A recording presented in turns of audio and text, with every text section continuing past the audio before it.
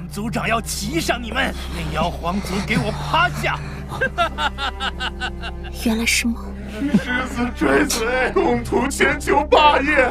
别做白日梦了，快醒醒吧！天妖皇族。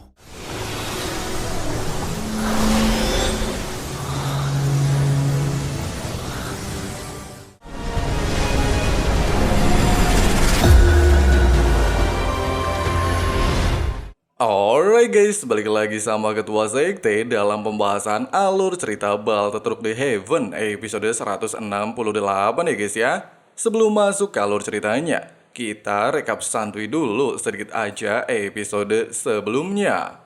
Setelah berhasil menjatuhkan boneka elit Banseng, serta menyarankan anggota dengan level di bawah bintang 6 Dozun untuk tidak mendekati pohon, Xiaoyan kembali memimpin anggota mendekati pohon kuno, bahkan membuatnya langsung melihat ilusi pembantaian aula jiwa terhadap orang-orang di dekatnya, membuat hati dan pikiran Xiaoyan langsung dipenuhi dengan kebencian dan rasa ingin balas dendam.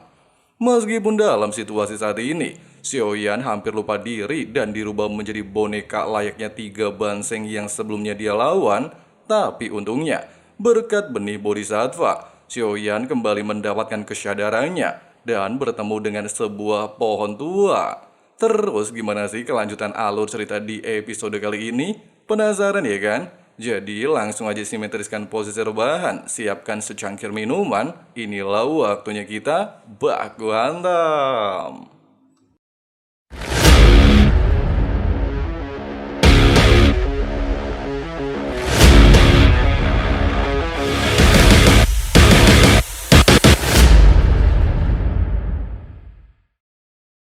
Mendekati pohon tua, Xiaoyan tanpa terduga melihat sebuah proyeksi ingatan, di mana saat itu ada seorang elit Dodi telah menanti kemunculan pohon kuno Bodhisattva. Dia berniat menyerap energi murni langit dan bumi pohon kuno demi meningkatkan kekuatannya dan mendominasi benua. Namun di waktu yang sama, elit Dodi lain yang telah menunggunya selama ratusan tahun menunjukkan diri dan langsung menghabisinya, membuat sang Dodi meninggalkan energi kebencian pada pohon kuno. Fakta barusan yang ternyata membuat pohon kuno Bodhisattva memiliki energi kebencian dan mampu merubah seseorang menjadi boneka. Bahkan penampilan megahnya juga berubah seperti pohon tua dan kering seperti di hadapan Xiaoyan saat ini. Menyadari benih Bodhisattva sebelumnya berhasil menyelamatkan dirinya dari ilusi kebencian, Xiaoyan beranggapan kemungkinan juga mampu meringankan energi negatif yang ditinggalkan Dodi pada pohon kuno, sehingga dia segera memurnikan benih Bodhisattva dengan api surgawinya dan menyalurkan energi murninya kepada pohon kuno.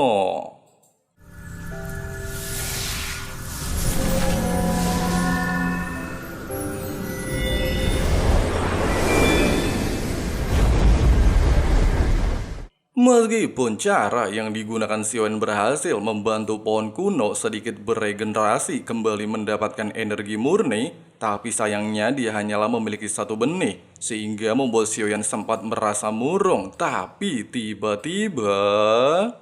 这么多，每一颗都如此纯净，这 Melihat kemunculan banyak benih pohon Bodhisattva bahkan jauh lebih murni daripada benih miliknya, membuat Xiaoyan benar-benar sangat terkejut dan dipenuhi dengan perasaan bahagia di wajahnya. Bahkan jika benih sebanyak ini muncul di dunia luar, pastilah banyak kultivator secara gila memperebutkannya. Hanya saja menyadari pohon kuno seolah-olah meminta bantuannya untuk mengulangi proses yang sama seperti sebelumnya. Xiaoyan tanpa ragu memurnikan semua benih sattva untuk membantu pohon kuno pulih sepenuhnya.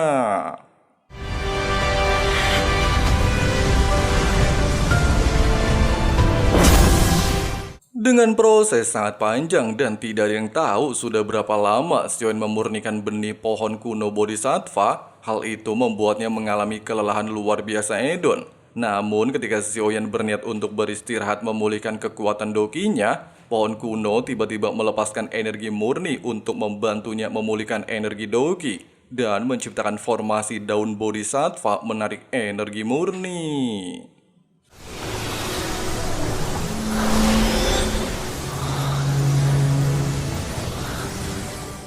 Menyadari di bawah dukungan tersebut kekuatannya terus meningkat, Xiaoyan tanpa basa-basi kembali melakukan proses yang sama dan terus-menerus memurnikan benih bodhisattva. Sementara itu di sisi lain, Cailin dan Sun Er akhirnya tersadar dari dunia ilusi dengan wajah bingung. Sementara itu ketika Jui Fang baru saja terbangun, dia justru dikejutkan melihat ilusi Hun Yu yang ingin menundukkan klan Ponik Iblis Surgawi.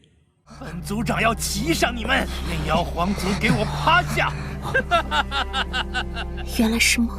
狮子追随，共图千秋霸业。别做白日梦了，快醒醒吧！天妖皇族， Di saat semua orang akhirnya terbangun dari ilusi, King Xiaoyan pada akhirnya berhasil memurnikan seluruh benih bodhisattva dan membantu memulihkan pohon kuno.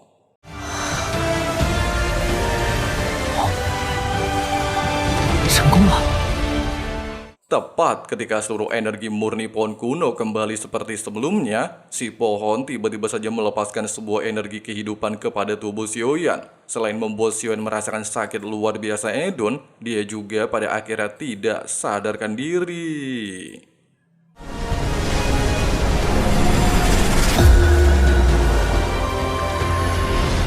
Meski seluruh cabenya sempat khawatir, namun Guking yang meminta mereka untuk santuy aja, di mana Xiaoyan sedang mendapatkan peluang, di mana menurut catatan kuno, pohon bodhisattva memiliki 3 harta. Pertama benih bodhi, kedua jantung bodhi, dan yang terakhir adalah pencerahan bodhisattva.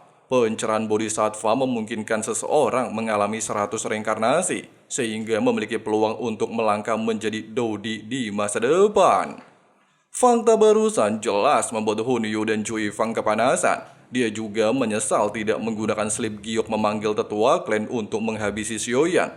Dengan adanya fakta tersebut, mereka berdua berniat untuk menghabisi Xiaoyan saat ini. Meskipun Sun Er dan Ratu Medusa sempat bertindak, namun mereka sedikit terlambat, sehingga Hun Yu dan Jui Fang berhasil mendekati Xiaoyan. Tapi tiba-tiba... Menyadari pohon kuno melindungi Xiaoyan serta ada anggota yang juga menjaganya, anggota klan Hun dan klan Ponik Iblis Surgawi tidaklah bisa berbuat apapun. Tepat ketika Sun Er ingin terus baku hantam, Guking memintanya untuk tidak gegabah. Pasalnya perkelahian mereka bisa saja mengganggu pencerahan Xiaoyan. Sementara itu di dalam dunia ilusi, Xiaoyan mulai memahami 100 reinkarnasi dan semua kehidupan. Semua kehidupan hanyalah sebuah sandiwara dan kepalsuan. Sementara langit dan bumi bagikan sebuah tungku untuk melihat kebenaran tentang semua obsesi. Oleh sebab itu, asalkan dia mampu menghilangkan obsesi yang hanya berlangsung sesaat, maka barulah akan memahami hati suci dan mencapai tingkat tertinggi.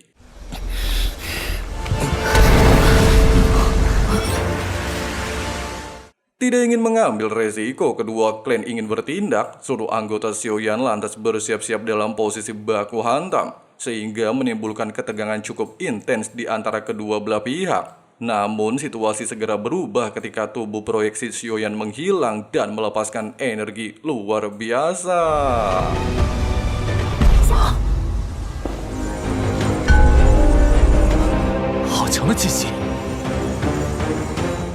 Menyadari tatapan Xiaoyan sangat berbeda dari sebelumnya, serta menyadari dia telah mendapatkan banyak manfaat dari pohon kuno, semakin membuat Jui Fang dan Hun Yu kepanasan dan tiba-tiba...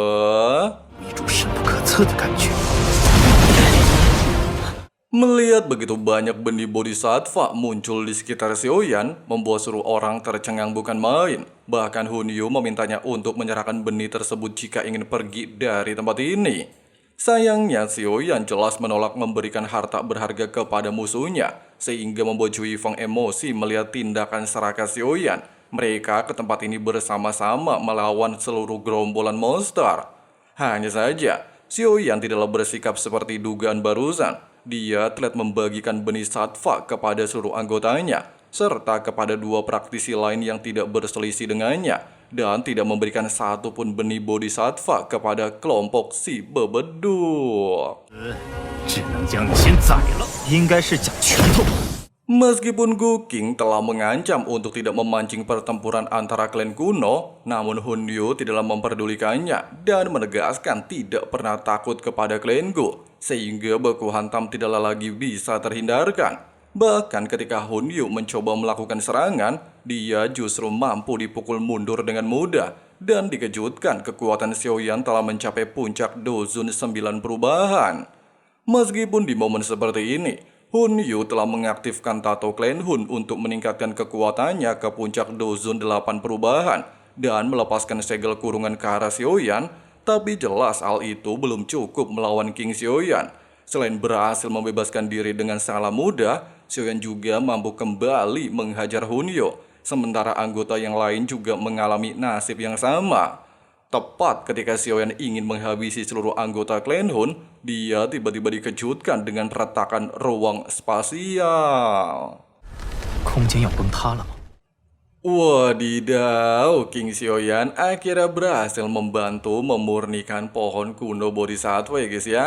Selain menghilangkan energi kebencian di dalam pohon kuno, Xiaoyan juga mendapatkan manfaat luar biasa dan mendapatkan pencerahan 100 reinkarnasi, sehingga dia memiliki kesempatan untuk menjadi seorang Dodi di masa depan. Jadi intinya kayak gini guys, 100 reinkarnasi itu penuh dengan sejarah masa lalu, sehingga Xiaoyan bisa memahami proses menuju langkah Dodi yang saat ini tidak diketahui oleh banyak orang di benua Doki. Sampai sini jelas ya guys ya. Nah, buat teman-teman yang masih penasaran gimana sih kelanjutan episodenya, alias spoiler episode 169 udah ada di daftar playlist, atau kalian bisa klik pin yang Mimin sematkan di kolom komentar ya guys ya. Oke lah, makasih banyak buat teman-teman yang udah nonton sampai habis. Di sini Abang Frank si Ketua Sekte undur diri dulu. See you and bye. Is this an argument or just the start of it? Either way, I don't wanna be a part of it. Can I just get some space? I don't have the heart for this. I can't be picking up the pieces, fixing scars from this. Is this an argument or just the start of it? I wanna drive away so I can be so far from it. I wanna find a place where no one breaks their promises, or maybe drown myself in something that is bottomless. Take me back to a place where I felt at home. Take me back to a day when we weren't alone. Take me back to an age when the world felt small, way back before we blew it all. Take me back to a place where I felt at home. Take me back to a day when we weren't alone. Take me back to an age when the world felt small.